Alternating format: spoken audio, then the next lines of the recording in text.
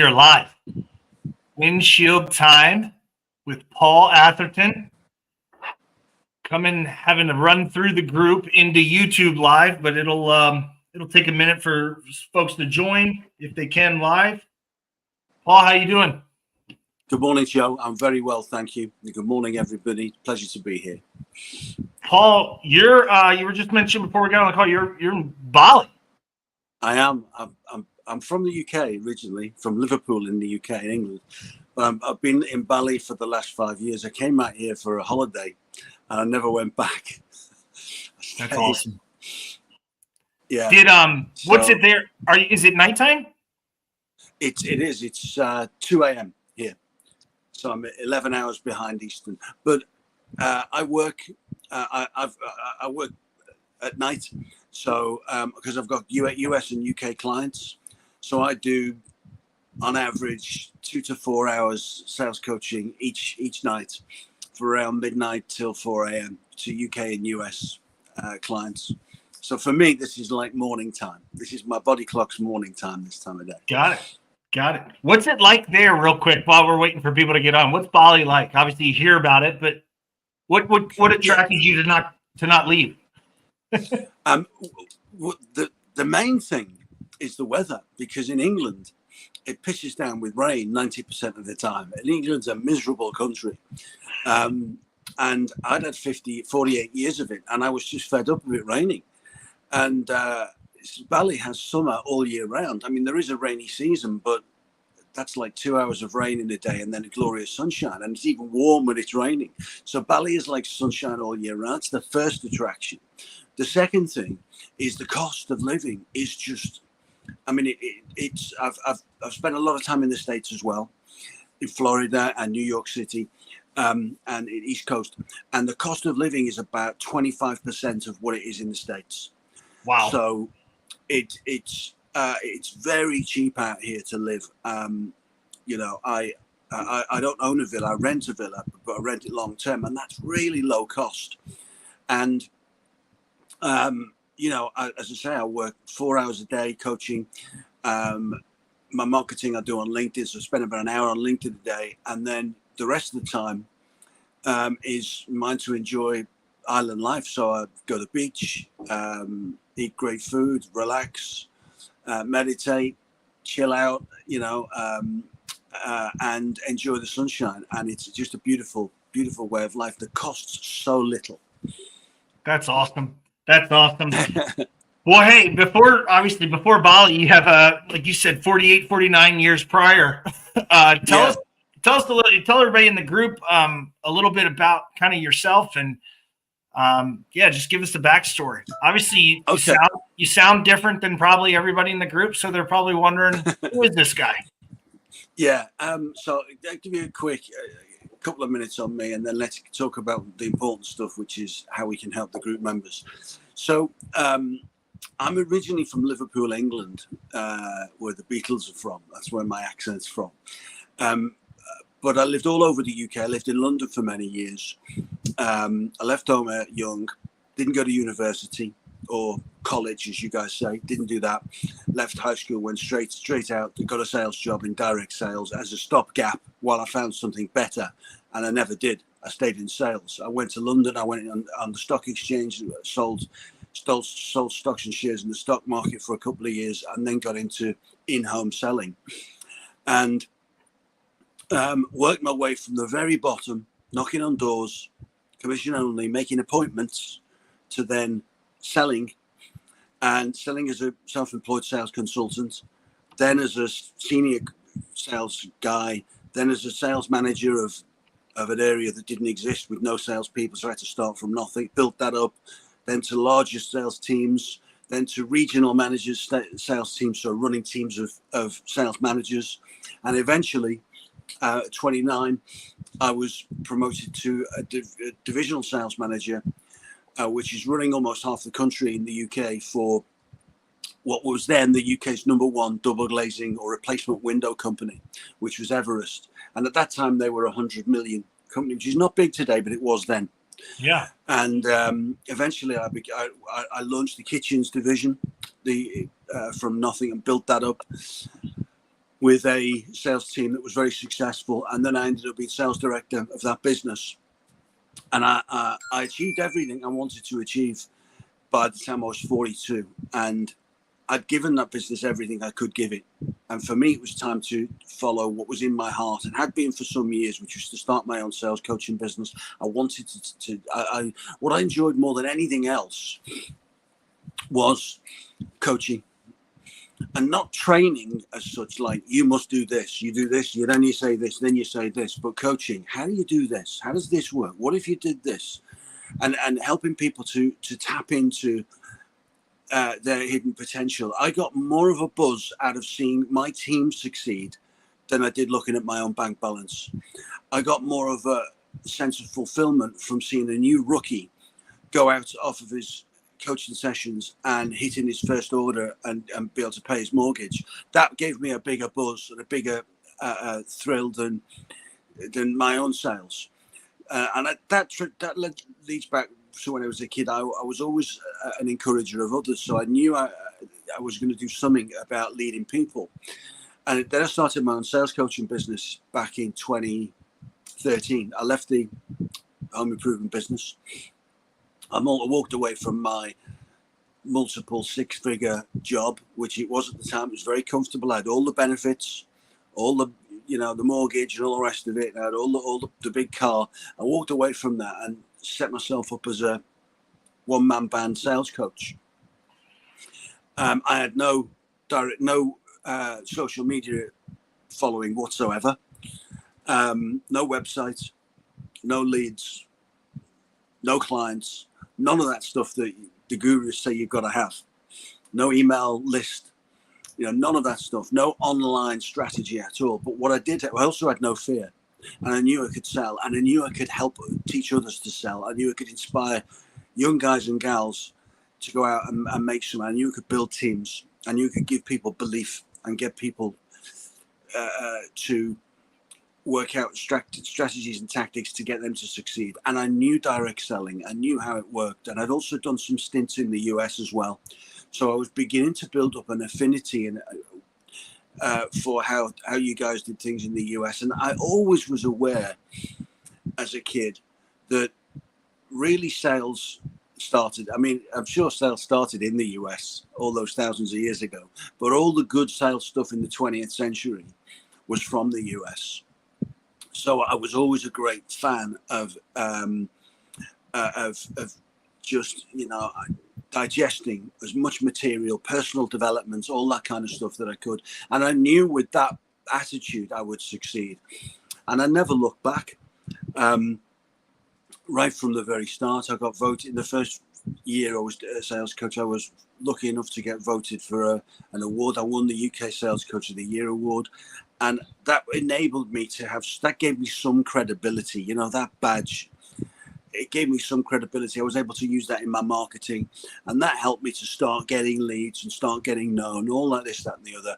And then LinkedIn became a great platform for me. And since then, I've never looked back. I got to 2019, and I'd just done a deal with a coaching business in the UK where they wanted to use my selling system that I'd created and my sales coaching system that I'd created.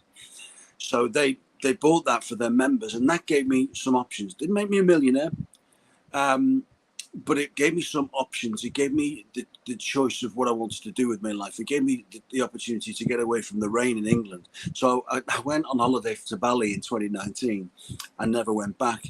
The COVID hit and lockdowns and all the rest of it, and I just carried on doing my online coaching thing, and I never felt it. Fortunately, I'm very grateful, because it did hurt a lot of people, but fortunately I wasn't one of them. I was able to get through that and to continue, and here I am today. And as I said to you just before we started, yes, I've got experience, and yes, I've got things I can do to help people, but I am still the same kid I was at 18, who was fascinated by selling, fascinated by personal development, fascinated by psychology and the art and science of learning and bettering myself. And I still feel like that today. I'm still as excited when I find a new sales methodology on YouTube or whatever, or I read a new sales book, or I hear a new objection rebuttal, or a new way to pitch something, or a new mental trick I can play on myself to get more to get more of my potential unlocked, or a new coaching tactic. When I learn this new materials, I'm excited to put it into practice. I'm a lifelong learner, and the day that finishes is the day I should retire, because this game, you never know it all and you've never mastered it. It's just about better. So I'm still as excited as I ever was, and that's me. So I hope that was a helpful little backstory. Yeah. Thanks, Joe.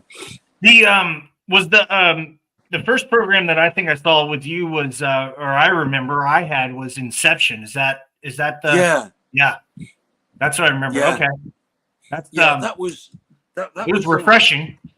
It was, and it came out of the movie Inception. Yeah. With God, what's his name? Tom Cruise? No, it was the other guy who was in Wolf of Wall Street. Leo DiCaprio. Oh, that's right. Yeah, that's him. Yeah, it came out of the movie Inception, and when I watched that, the idea grabbed me of Inception, which is the idea that you can make somebody else want to do something by putting the idea in their mind, putting the idea in their subconscious mind, make it their idea, and then you don't have to sell them on action because they sell themselves. We love our own ideas. So if you can get in and supplant ideas in somebody's mind and they think it's their own, they'll sell themselves. They'll do the persuading. You don't need to. And that idea, I loved that idea. And I realized I'd always been trying to achieve that in selling, because direct selling and in-home selling, it always seemed to me like there was too much convincing or persuading involved, too much forcing.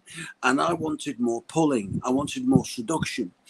And the idea of planting and making somebody else's idea and having them discover it and magically have this idea for themselves to buy, that really charmed me. And I thought there's something in this. If we could develop a sales system that's more about getting them to buy than inspiring the buy than trying to close their sale, then we're going to help more of today's salesperson sell to today's buyer who's wiser than ever before. And that simple Inception process was just a little acronym for the process of asking quite world-class questions.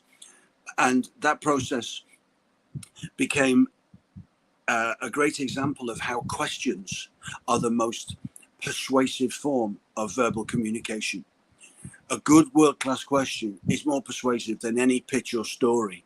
And that process, that Inception process, proved to have, it wasn't magic like the real fantasy Inception idea on the movie, but it was very helpful to a lot of people to getting them from moving to having to pitch and convince and persuade to simply the right questioning, which pulls people in, plants the right ideas in their mind, and they persuade themselves. And so it was really effective methodology, and it did well with that. Yeah, that's the one. That's how and now that we were talking, and when you said you created that platform and then got that, back in 2019 or that's what I remember. And that's probably about the timeline when I first met you and came across everything. I got a fun question. We'll dive into it, but what do you see? I'm just curious. What do you see as a big difference, if any, between selling in the UK in the home and selling in the US? Like, is there anything? You sold windows primarily, it looks like, with Everest at that time. Did you see anything different, anything crazy about the UK that? Yeah, there is, and this is a big cultural difference. It's about the attitude of the different nations, and this will be an interesting one for the guys in the group. I look forward to the comments on this. But I'm a guy from the UK, but in my heart, I'm as much American as a lot of Americans are. I love America. I love everything about it. Whereas a lot of English people, they like American success, but they don't like they somehow sneer at it. They somehow criticize the success. English people are highly sarcastic and critical. And now I don't care if I'm upsetting any Brits, because I am one. It's tough. It's a lot. You're allowed to, right? Yeah.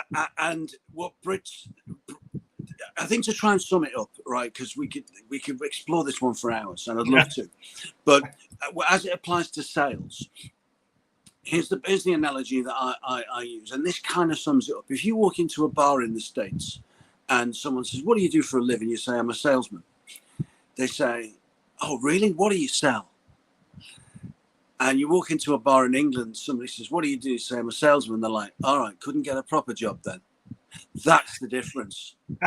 That's the difference. In the States, the attitude of a professional salesperson, of entrepreneur, of being successful, of building your own future, of taking charge of your life, the fact that you can do it, you got this, we're behind you, you can be successful.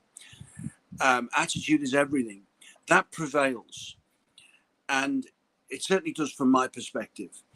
And the guys I know in this, the people I know in the States, that's how their experience is. Whereas in England, it's very much, you got to be careful what you go for. You got to be mindful. Everyone's out to get you. Watch out for trap holes.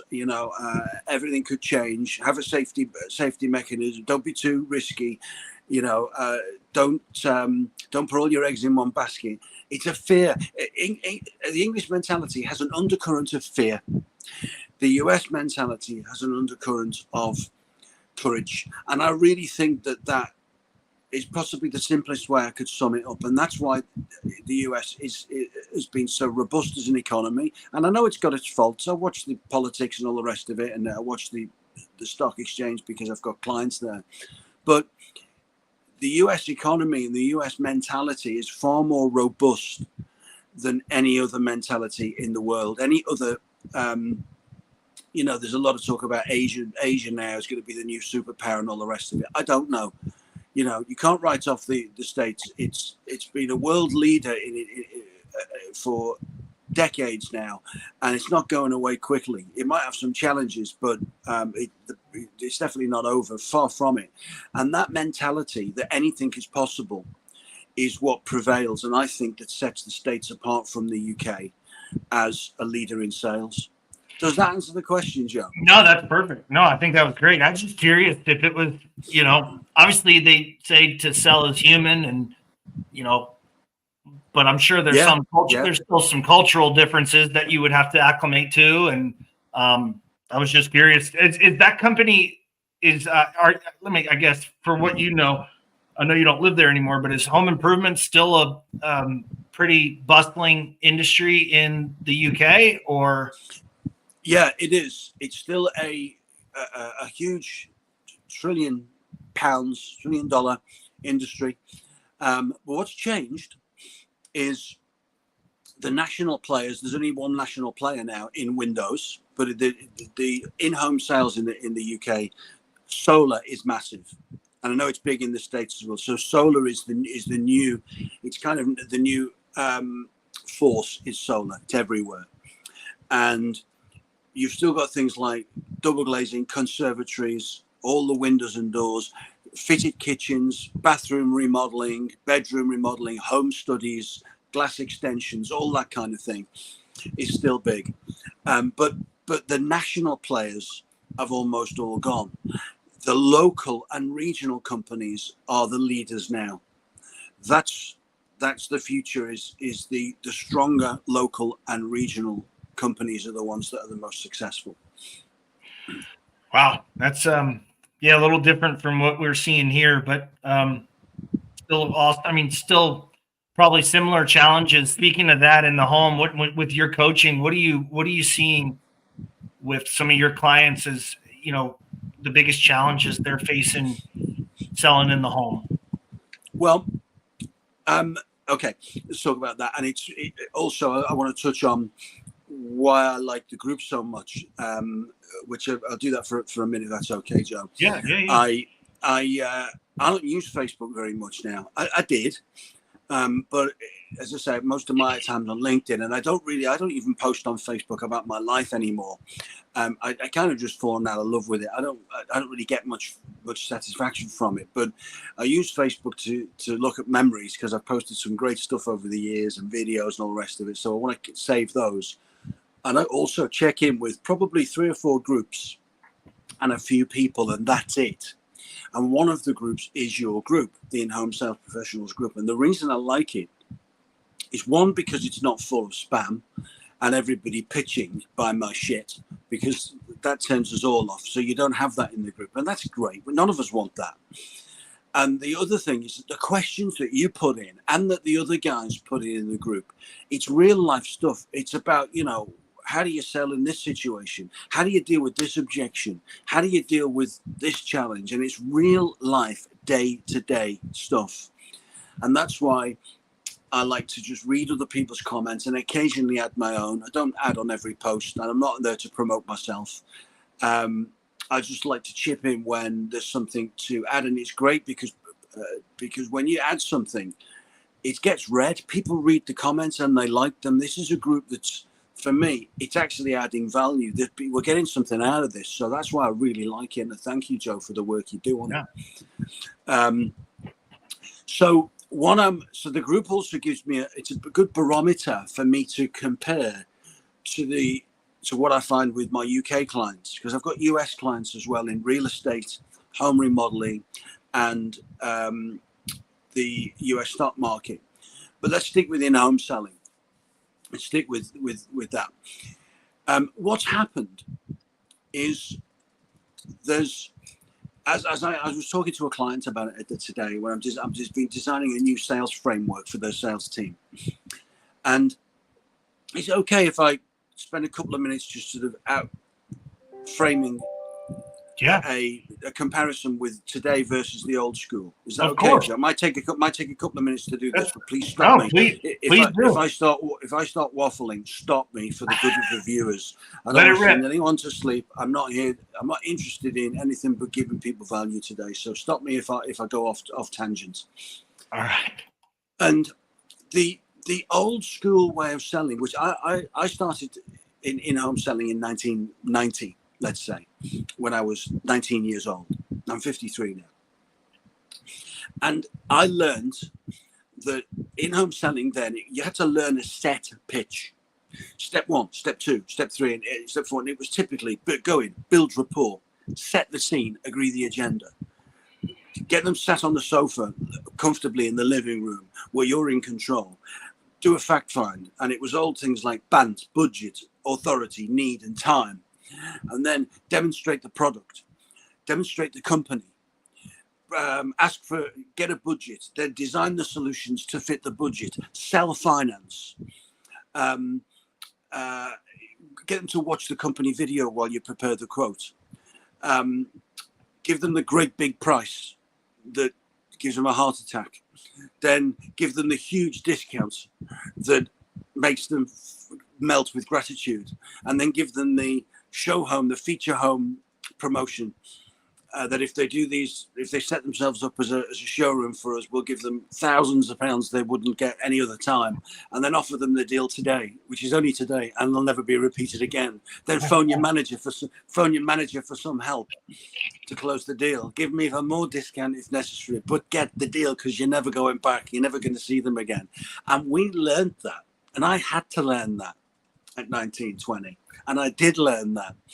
And even though intuitively I knew I was really playing with people, manipulation, whatever you want to call it.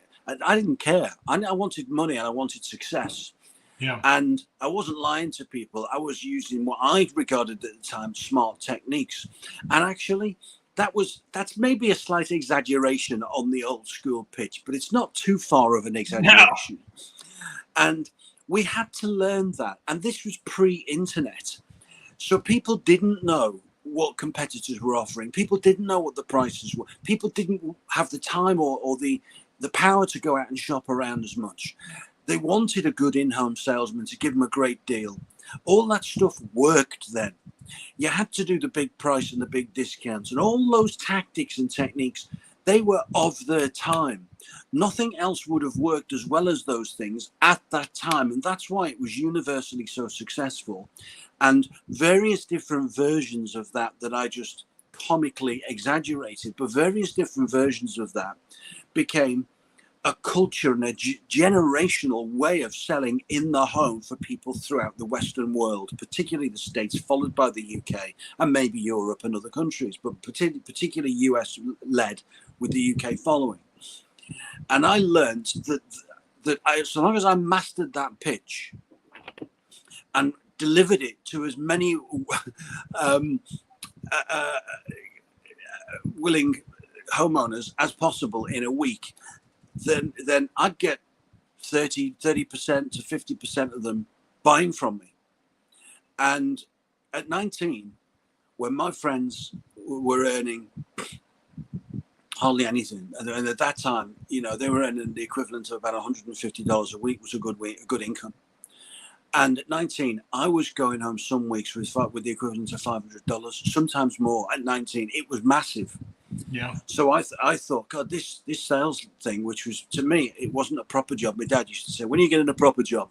Still haven't got one, Dad. He's passed away now, but I still haven't got a proper job, Dad. I'm still doing it. But I thought I'd won the lottery before the lottery even existed. And this was pre-internet. So I'm grateful for that old school. And it was all, we were also, I loved the 20th century sales training, the Zig Ziglars, the Brian Tracy's, all that stuff. It was so inspirational and of its time. Now we're in 2024. That stuff don't work anymore. And almost none of it does now. And I'm talking about my experience and the people I work with. What's happened is, from that period, 80s, 90s, even to the early 2000s, we continued with that old school pitch into the internet era. And the internet era has given people more of a voice. The homeowners know the old pitch now. They know those tactics. They've experienced us doing those tactics to them for 30 years. They all talk. The internet is full of forums. It is one great big forum where the public talk to each other about sales tactics. Everybody knows the techniques. Everybody knows what we're trying to do by getting them together, by doing the old step selling, by asking them budgets. They know we're trying to find out how much they can afford so we can sell them the maximum. They know all the tricks, and therefore, how have they fought back? So what customers have done to fight back is they've created things like, well, I mean, was only one of us going to be here? So 50% of all appointments now are single sits, or one leggers as they call them in the UK. 50%. People set them up that way. They set them up that way because that's how they've decided to buy. I'm going to be here, my wife doesn't need to be, or I'm going to be here and my husband doesn't need to be. Work with me or don't bother. Or we'll come in, then you can go out and send us your quote, or you can come back and do it in 2 visits, and we're getting several. And those are the tactics to avoid being sold to. So for me, the biggest challenge today is sales management and sales leadership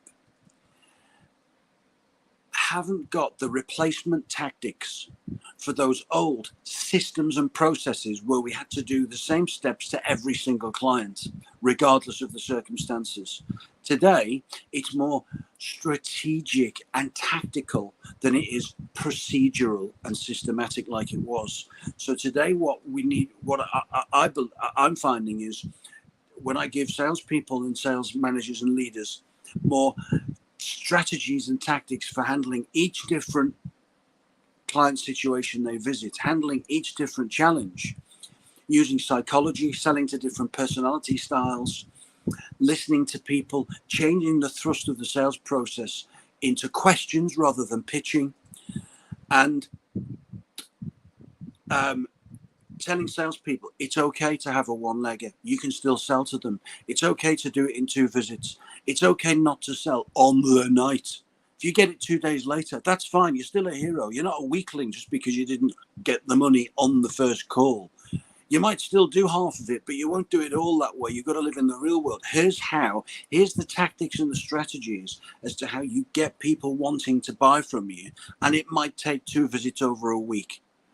Yeah. And it might mean that you deal with Mrs. and Mr. only appears right at the end. Here's how you deal with those scenarios. Here's some ammunition. Here's the different ways and options. So that's what is needed now. And what for me is failing, which keeps someone like me in a job, is so many sales managers and leaders of teams in the direct sales industry. They don't know how to coach people today. They don't know how to coach the people on strategic and tactical approaches. They're still trying to coach steps. They're still trying to teach the old, get them both together, handle objections, stick to the old script, stick to the script. And when that doesn't work, they haven't got any other answers. And I think that's the biggest challenge for salespeople today is, well, what do I do? It's another one where I've just got one person there. It's another one where they're seeing many companies and they're going to do 2 visits. So that's the behavioral differences and challenges that for me are the biggest ones today, which is giving salespeople the ammunition to be able to handle every one of those situations as it is and still sell to them, even if it takes 2 visits or a few days to get a decision. Does that make some sense, Joe? Totally. I think you're spot on. I guess my follow-up question is we all know part of the reason for process and step selling is because it's easy to teach at scale, right? It's a one size fits all approach. From a company standpoint, it will produce predictable results at the budgeted amount that is needed. But for the individual salesperson, that's not super helpful. Are you finding you're teaching more individuals than you are getting companies to kind of come on board, or how's that?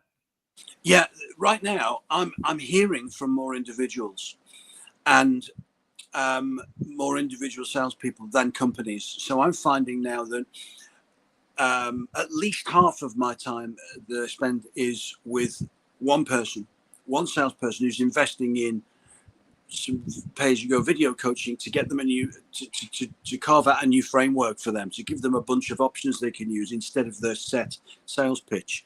And more of my time is helping people to do that. Now, I just want to be clear here.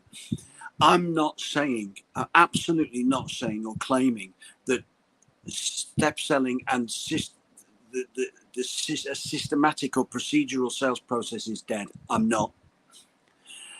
There's probably many people listening to this call and in the group that still make a success out of a set procedural step selling sales process. And if that's the case and it's working for you, fantastic, all power to you. Don't change it.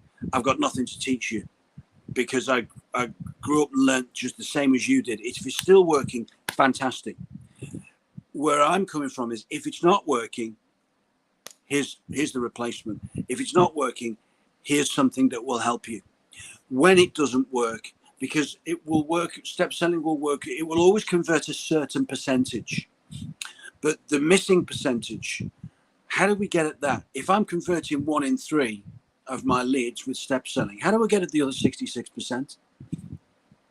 Yeah. You get at them with ways that are not step selling. You get at them with strategic and tactical alternatives, which are customer centric, problem centric, and solution centric, where we're using more applied psychology to that individual's problem solving than just taking them through the steps.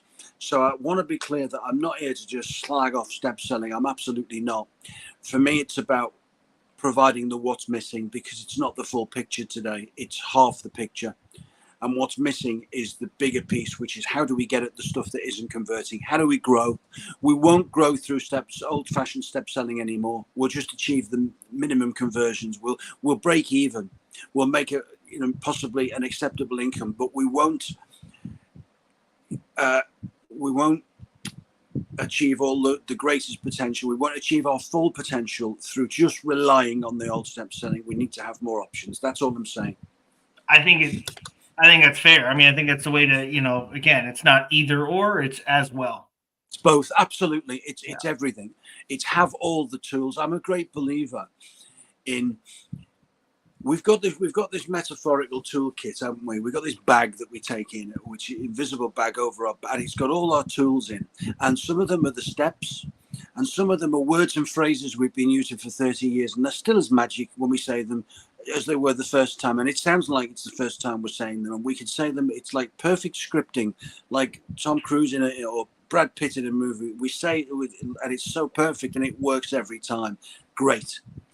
And then there are other ways, other tools, and the newer tools is questioning. And for me, quality questioning is more powerful than ever before to persuade people, to get people persuading themselves. Because what I'm finding is truer than ever is people aren't persuaded when I'm talking. When I'm talking, I'm not persuading customers. They're being persuaded when they're talking. When they're talking about their problems, how they feel about their problems, the impact of their problems, what happens if they do nothing, how they feel if they do nothing, if they don't solve this, how they feel if they do solve it, when they're talking about their frustrations, their fears, their desires, their goals, what happens if they do get to where they want to be? How does that feel? What does it enable? What's it going to help them to be, do, and have? If we can do this and solve this problem for them and give them the transformation, how's it going to help them day to day? How's it going to improve their life? Those questions, which take people from their current problem state to their future desired outcome state, all those questions which get them talking and telling stories about life now as they in the pain they're in versus life in the future dream state. When I get them talking about that, that's when they buy. That's when their desire goes up. All urgency comes from that dialogue that they have with themselves, not from me saying you've got to buy today, I'll give you this discount. The urgency comes from them, and for them entertaining the idea of doing nothing. What happens if you stay as you are? What happens if you don't solve this? Is more persuasive than here's an extra 10% if you do solve, if you do go ahead today. So asking questions about not acting, about staying as they are, about the pain they're in. And I'm not saying creating pain. I'm not suggesting create pain where it doesn't exist. That's bullshit. What I'm saying is find pain. Find pain that exists and get them talking about it. Get them talking about when it started. Why haven't they solved it so far? What have they tried to do to solve it?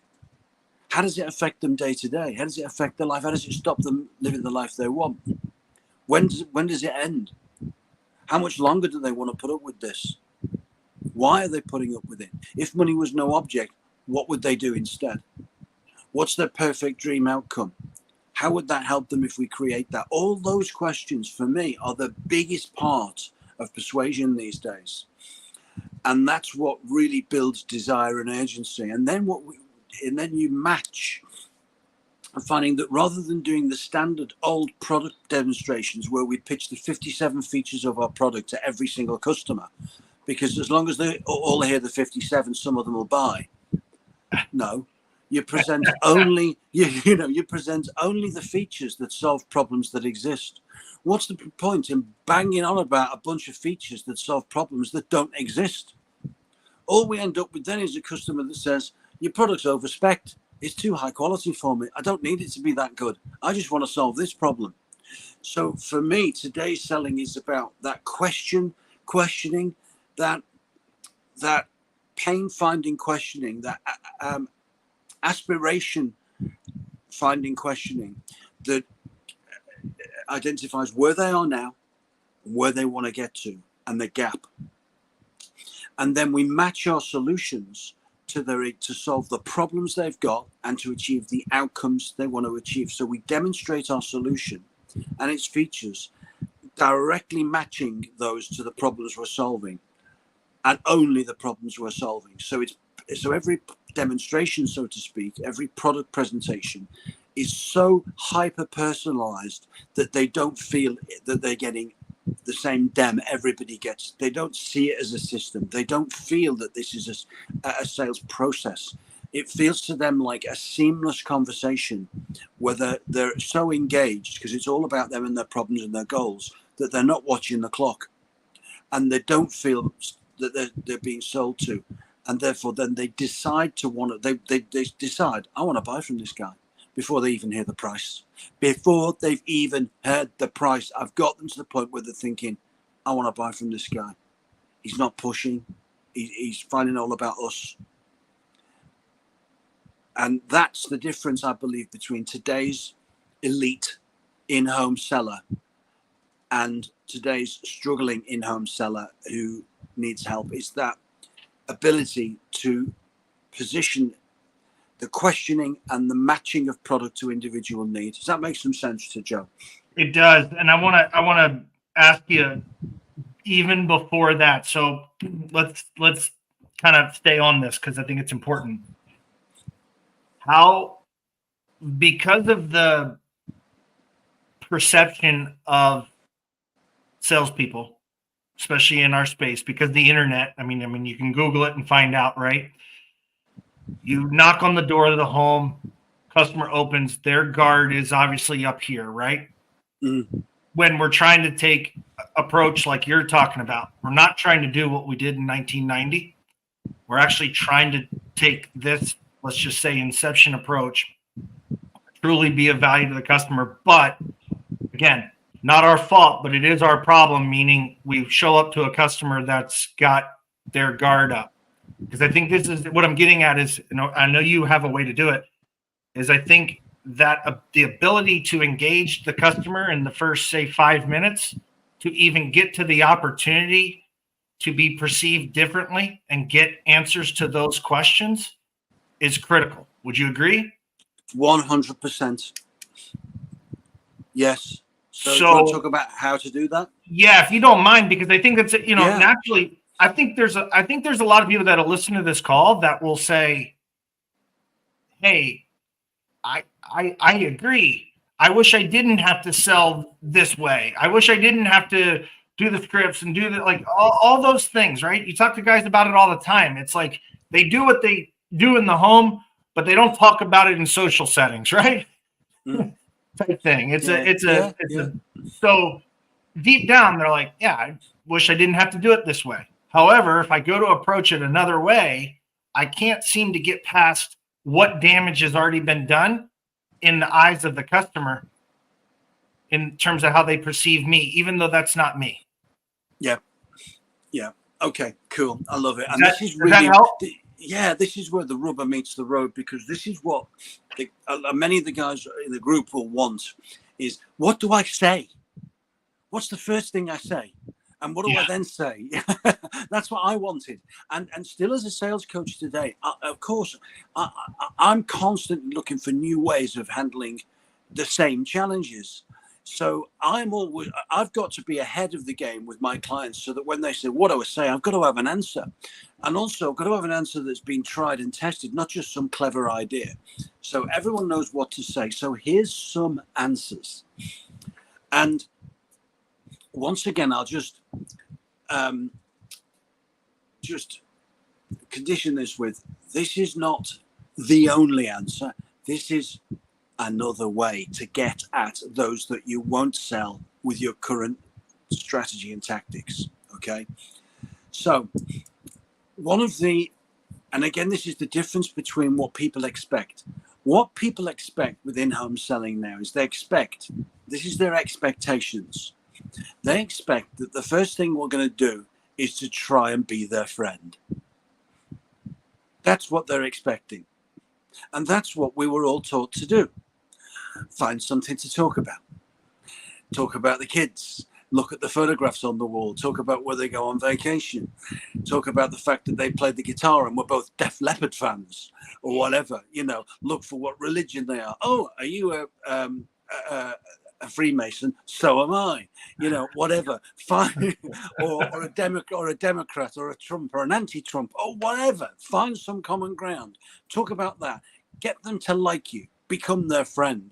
I don't do any of that, and I don't teach my clients to do that, because I hate it when salespeople try that shit with me, because I know they're not interested, and I'm not interested. I'm here because I've got a problem and I want a new bathroom, or I want a solar heating system for my home, or whatever it is, whatever the in-home sale is, or new windows, whatever. I'm here, or I want a new timeshare. It doesn't matter, whatever it is. I'm here to talk about that, not my kids and not my private business. So, and more, I'm not suggesting never do it, because if something naturally happens and there's a natural, you know, beautiful day today, yeah, it is, isn't it? We've got a heat wave. Yeah, what if something happens for a minute or two? Or haven't I seen you before? I think our kids go to the same karate lessons, don't they? Yeah, that's for us. If something happens naturally, great, but don't force it.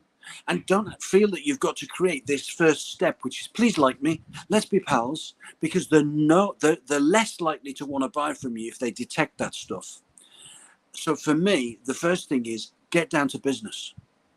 Be a pleasant surprise and get down to business. And after any natural greeting, okay, so you're going to greet them, and you might have a minute of small talk, but you want to be the one that says, anyway.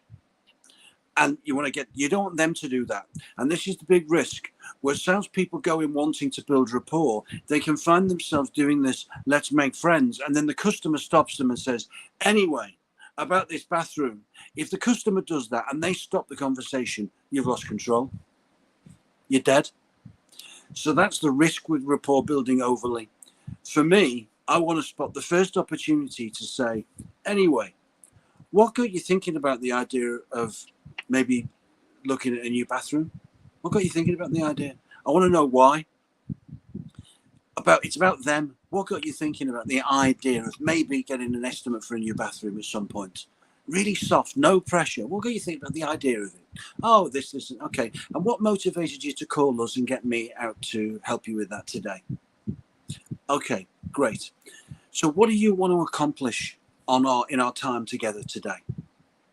Well, I want to do this, I want to do this, I want to do this. Great. How much time have we got to accomplish that together? Great. Okay. What are the things you'd like me to cover that you want answered? Let's just draw a quick agenda up together. What do you want us to do? And you get their agenda, and then you add to it. Can I add a couple of things to that agenda? Maybe once I've learned a bit more about problems you're having, if I can't solve the problem, I'll tell you straight. Be completely honest. If I can, I think it'd be maybe good for you to have a look at some of the samples of. See the product and show you exactly how we accomplish that and solve those problems. Would that help you? Yeah, we'll put that in. Okay, and then you build an agenda with them. So you're not going in and trying to build rapport and set the agenda and tell them the 15 things you're going to do and have them agree. What you're doing is you're going in, getting down to business, seeking from them what their goals are, what they want to achieve, building their agenda, adding yours to it, and agreeing a new pact, a new collaborative agenda that then gives them a feeling that they're in control, they're in charge, but really you're steering all the way. And you've got them started to make micro decisions. They're already making micro decisions. Yeah, let's spend an hour or so together. Let's talk about this. Let's talk about that. They're making decisions without realizing it. That's the inception piece, and you're starting that straight away, right from the beginning. Team, people, friends in the group.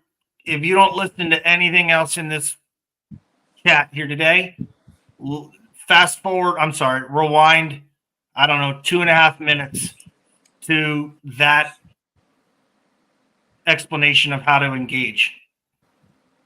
Paul, I apologize. I'm paying attention to you, but I'm literally looking at notes I took on this course. You gave that exact course to me 5 years ago, and I've always thought how you gain involvement around the agenda is a game changer.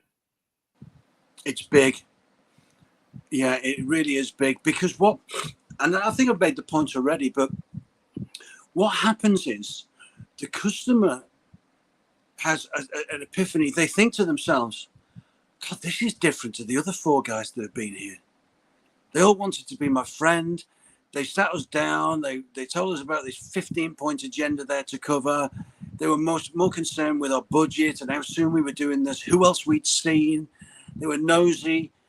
Straight away, they wanted to take over the house. You know, this guy's just finding out what I want, what I want to achieve. I'm in control. I could buy from this guy. They've already decided subconsciously they want to buy from you, providing the price is right. You've still got a lot of work to do, but you've overcome so many hurdles already. They trust you, not like you. This is the key. Most people think the first thing you've got to get them to do is like you. Bollocks. Sorry, that's an English phrase. Bollocks. I'm so sorry. I don't want to curse that much, but sometimes it's good to have a curse word. And that's an appropriate point. They don't buy from people they like. They lie to people they like. If they think that you're their friend, they will lie to you. What the first thing you've got to get them to do is not to trust you, is not to like you, is to trust you. The first step is to get them to trust you. And what that opening does is it establishes a basic trust of collaboration. We're working together. You're not a salesman with me as the victim. We're working together and I'm in charge. Yet you're actually invisibly pulling the strings. You're like the Godfather. You're pulling all the strings, but they feel like they've got them. And that's the psychology power behind it. Yeah, that's powerful. It is. Well, we always talk about how can we differentiate ourselves in the home? Well, one of the ways you can differentiate is to not do what everybody else is doing. Yeah. And everybody else is doing what you mentioned earlier. And when I say everybody else, I mean a strong majority are following a step selling methodology. It's funny. You definitely, I would say, exaggerated, but it isn't that far off. No. When you explain 1990 when you started, we're not that far off. But equally, and I know I'm killing the stamp selling in some way, but equally, I wouldn't be here without it. I needed it to be successful. It was fantastic for us, but it's not 1990. It's 2024. We need these alternative methods. We need these more emotionally intelligent methods of getting people to want to buy from us than the old school, which was close the sale. And it was about closing. Now it's more about engineering the buying decision, making it easy for them to buy, getting them to want to buy. For me, it's less effort. This psychology approach of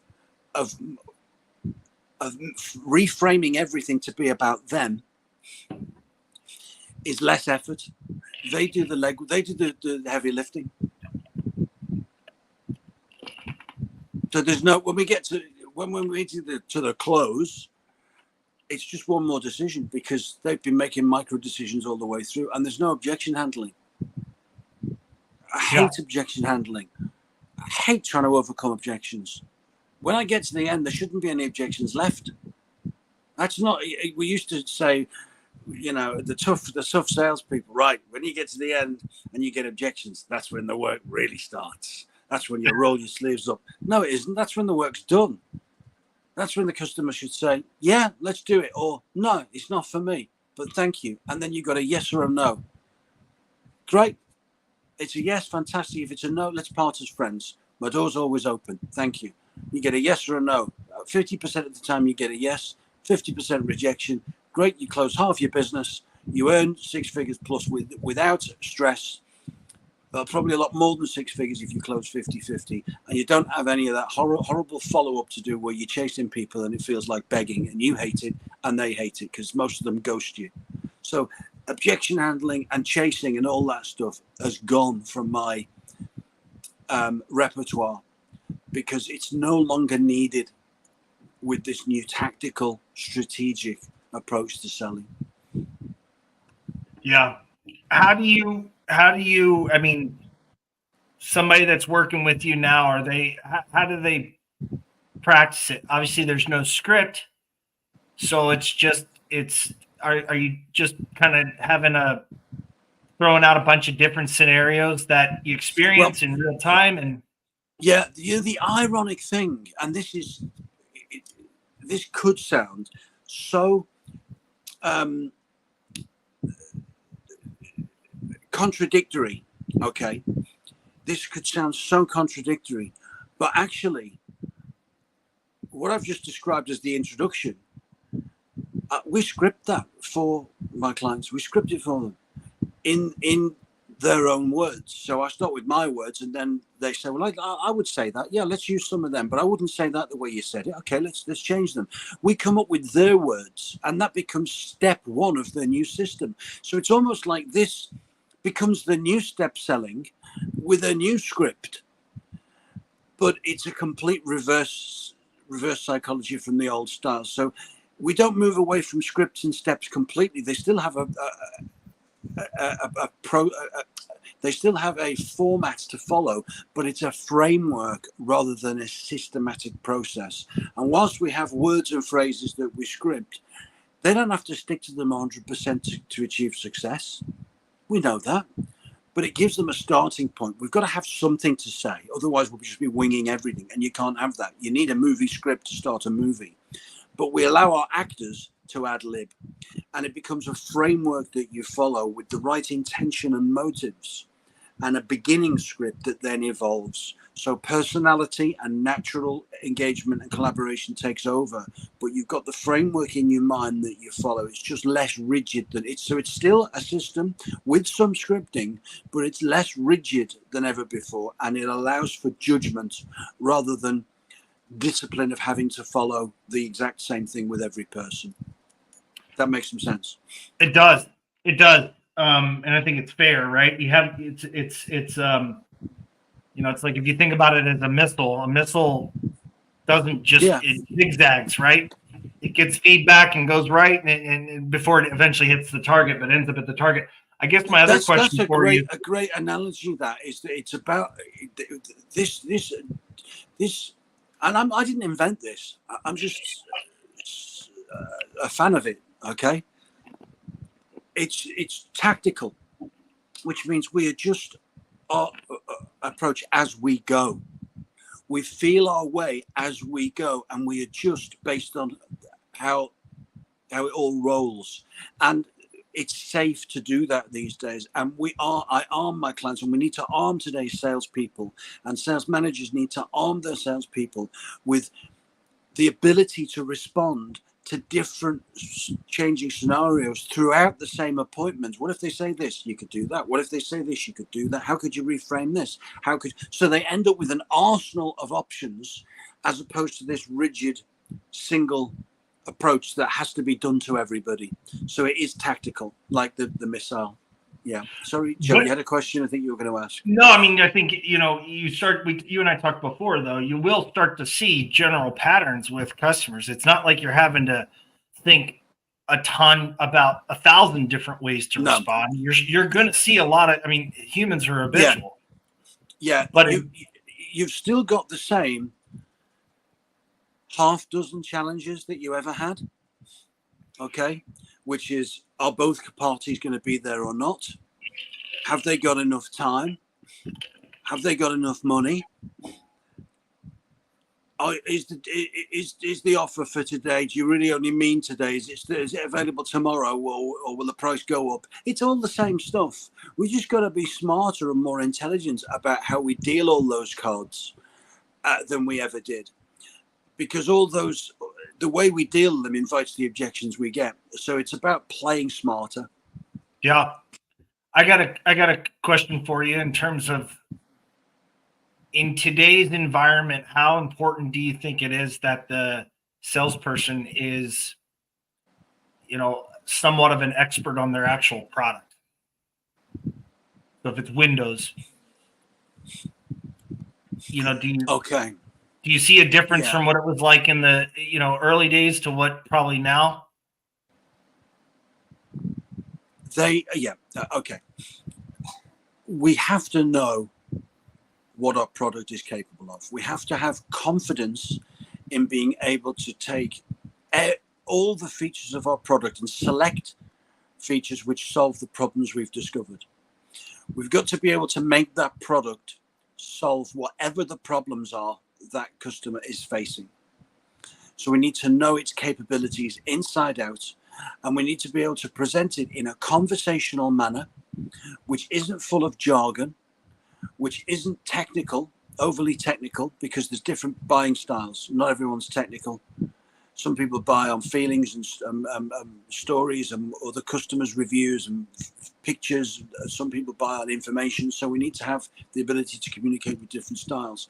But we need to make our product simple and use the product to solve problems rather than give a technical product demonstration. So for me, I would encourage salespeople to be less obsessed by being a technical expert and more interested in learning how to give the customer a test drive of that product. Whatever it is, you're putting your customers in the perfect car. You're putting them in their dream vehicle and giving them a test drive and showing them how the features of that product give them what they need to achieve what they want from their test drive. So that's what I feel about the product. And also, I think it's important for you. You don't have to know your competitor's product inside out, but it's important to know how you're different, how your products solve problems versus your competitors. You don't have to be an expert, but it's good to have a basic understanding of how you're different, how you're superior, how you're unique. And above that, I don't believe you need to be experts technically. The trap historically has been you've got to be a technical expert, and that trap is just that, because the more technical you are, the more damage you can do by regurgitating a technical presentation to people, because people don't buy logic. We know that. We all know that now. They buy feelings. Nobody's buying a window or a bathroom or a timeshare or whatever, or a solar panel. They're not. They're buying relief. They're buying financial savings. They're buying freedom. They're buying pride. They're buying self-esteem. They're buying peace of mind. That's what we're selling. So yes, know your product, but you don't need to be an expert on the ins and outs of the technical aspect of the business. You need to be able to match the product to solve problems and achieve goals. And emotional application of turning a product into the vehicle and the bridge to solve problems and make transformations happen and give people emotional benefits is far more powerful than turning products into a technical, intellectual, impressive presentation. Totally different. I know where you are. I know where you're going to fall on this, but I still want to hear you say it because I love it so much. What are your thoughts on talking about you and your company? Oh, this is great. I love these questions because these. You think I never watched any of your stuff? This was an old presentation you gave, and I just was like, finally, somebody. Yeah. Agrees. You see, the way I was taught to do it, and I'm still love. I wouldn't change anything about my history, because I would not be where I was today if it wasn't for where I started. Okay, I'm immensely grateful. But we've got to laugh at ourselves along the way, haven't we?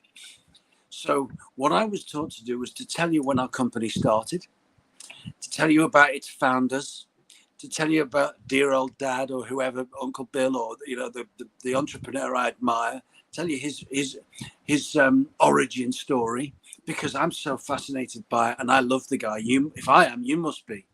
And I share how many branches we've got and what our revenue is and how many staff we've got and all our. Now, who's fucking interested in that? I'm sorry, but I think that I only try and curse when it has the right impact. I hope that it isn't over the top. But it's not at all. The first thing I want to talk about is how old the company is. And this irrelevant guy that started it, who cares? Okay, who cares? They don't care about you and your past. Customers care about them and their future, not you and your past. They don't care about your company and how rich you are. What they care about is, do you make enough money to honor your guarantees? Are you still going to be here to sort me out if something goes wrong with this and the plumbing, or we also have water spouting out of all the holes in my house? Are you going to sort this out, or am I going to be let down? How do I know the installation is going to be done correctly? You might have beautiful windows, but if they're just thrown in and there's a lot of mastic all around, the wind's going to be whistling through them. You know, how do you install? So what we need to do is to start asking them, what's important to you? Rather than doing a standard company demo, I would say, what criteria are you going to use to decide on the company you choose as your supplier? That's the question. What criteria? Well, what do you mean? Well, how will you decide on which company deserves your business? Well, who does it the best? Okay. And what's going to help you most? Reviews from customers just like yourself? Yeah. Video reviews? Yeah. Google reviews? Yeah. Honest feedback? Before and after photographs? Absolutely. Customer case studies, testimonials? Yeah. Got all of those for you. You don't need to know, you don't need to see the company accounts and know our history though, do you? No, we don't need any of that. Okay. You want to see how other customers just like yourself, what they're really saying about our business? Yes. Fantastic. Let's do that. So they want to see reviews. They want to see what other people have experienced. They want to see how people just like them have had their problems solved and what their outcomes are. They want to see real life testimonials. And by the way, that's the company presentation, is not you telling your story, but other people like them telling your story for you. That's a 10 times more powerful story. Your customers telling it than you telling it. And the other thing about testimonials is the most credible Google review, by the way, and this is, I love this research when I hear stats like this. Customers don't believe 5-star reviews. They believe a 4.2 more than they believe a 5. It's more credible. Where there is some faults, people believe it. So a testimonial that says, I wasn't sure about them. I'd heard about 1 or 2 installations that weren't perfect, but to be fair, they did put it right, and the customers were raving fans afterwards. But I have to say, I had nothing to worry about because they left the house cleaner than they even found it in. It was better afterwards than when they first came. I hate to say that, but it was. They took such care of us. They were lovely people. They inspected it before they asked for any money. They've been back twice. They've issued all our guarantee documents, and they've only just sent us the invoice with a balance. They're great to deal with. We've got the free phone numbers to call if there's ever a problem. Got to say, they've been fantastic. That's a better review, which started with a negative, than a perfect review. So show people real life. Let them see that you're not perfect. Let them see that you're human. Let them see how you resolve problems. Because a believable problem turned around and solved is better than we never have a problem. So that's my approach to selling the company. Get your customers to sell it for you and have realistic, honest reviews based on real life. And ask people, what are your criteria for choosing the company that you feel deserve your business? And whatever they say, that's what you present. That's what you talk about, rather than some pre-rehearsed story and spiel that impresses you. I love it. Yeah, I knew you would. I knew you'd fill that question with some valuable insights. It's popular. Paul, we've gone longer than I can't thank you enough for your time. This is a pleasure. I don't think everybody understands sometimes that you guys, the guys that join us on this, are bringing and giving value away, and I appreciate your time. And I'm hoping you'll be willing to come back on and join us again. And look forward to working with you personally. So yeah, this has been a pleasure, Joe. As I said earlier, I love to. These are rare where we have an event like this where I like the group. The group has value. and I want to come on and add value, and I've got nothing to pitch, no offers, not interested in that. I'm here to talk to people like me and you, people like us, and help some guys, and hope if they can take away some words, some phrases, some approaches, some reassurance, if they just feel better, and they're armed with some tactics that they can use tomorrow to help them sell a deal they might not have got, it's been worthwhile. And I'd be delighted to come on again in the future when there's time, when there's need for it, of course, Joe. Thank Paul, you. where is it best to just find you on LinkedIn? Yeah, if Right. you just put Paul Atherton. Yeah. I brand myself as the UK #1 direct sales coach. So if you put that in, that'll bring me up, because there's a few Paul Athertons. You get Paul Atherton, UK #1 sales coach. Do send me a connection request. We'll connect on there, and then you can take a look at my posts, and any questions anyone's ever got, there I am. Paul, I appreciate it. I really do. Thanks so much, and enjoy the weather. Enjoy your night. I know it's in the middle of the night. I appreciate it. Thank you for having me, Joe. It's been a pleasure. Always good to see you. Thank you. Thanks, Paul.